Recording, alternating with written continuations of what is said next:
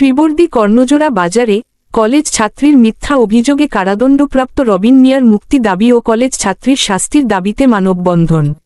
শ্রীবর্দী প্রতিনিধি রেজাউল করিম জোয়ারদ্দারের পাঠানো তথ্য ও ভিডিওচিত্রে দেখুন বিস্তারিত। ছলনাময়ী কলেজ ছাত্রীর মিথ্যা অভিযোগে নিরীহ কসমেটিক ব্যবসায়ী রবিন মিয়াকে ভ্রাম্যমাণ আদালতে 3 মাসের বিনাশ্রম কারাদণ্ড ও 10,000 টাকা জরিমানা প্রদান করেন। এর প্রতিবাদে ও রবিনের নিঃশর্ত মুক্তি এবং অভিযোগকারী কলেজ ছাত্রীর শাস্তির দাবিতে শেরপুর শ্রীবর্দী কর্ণজোড়া বাজারে মানববন্ধন অনুষ্ঠিত হয় আজ 24শে এপ্রিল বৃহস্পতিবার দুপুরে। এই সময় উপস্থিত হয়ে কথা বলেন বীর মুক্তিযোদ্ধা নুরুজ্জামান মিয়া, বাজারের ব্যবসায়ী সাদ্দাম হোসেন, আবু বকর সিদ্দিক আহমেদ, আব্দুর রেজ্জাক লিটন, স্কুল ছাত্র হাবিব মিয়া। এই সময় উপস্থিত এলাকাবাসী বলেন, এই কলেজ ছাত্রী একাধিক ছেলের সঙ্গে সম্পর্কে জড়িয়ে পড়ে ও ছলনাময়ী। কিছু দিন আগেও একটি ছেলের জন্য মাটিফাটা এলাকার এক ব্রিজ থেকে নদীতে লাফ দিয়ে আত্মহত্যার চেষ্টা করে।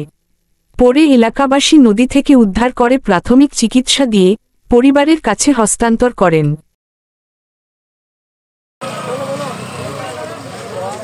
আমাদের যুব সমাজদের মধ্যে আমাদের ভাই বন্ধু আমাদের রবিন বড় ভাই এসে গেছেন। একজন ছাত্র, আমি একা আসি নাই এই মানববন্ধনে, আমার ছাত্র ভাইরা আসছে। আর যে মেয়েটি এই ঘটনা ঘটাইছে এর আগেও এই মাটিফাটা ব্রিজে সে লাভ দিয়েছিল প্রায়, কিন্তু দেয় নাই। আর এছাড়াও অন্যান্য ছেলেদের সঙ্গে প্রায় বেশিরভাগই এই ঘটনা ঘটায়। চাই যেন সে জেল থেকে তাড়াতাড়ি বের হতে পারে। আর মেয়েটার আমরা বিচার চাই সবাই।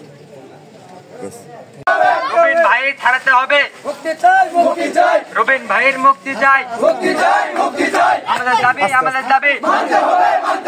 রবিন ভাইয়ের মুক্তি চাই, আমাদের দাবি আমাদের দাবি। রবিন ভাইয়ের মুক্তি চাই, আমাদের দাবি আমাদের দাবি। রবিন ভাইয়ের মুক্তি চাই।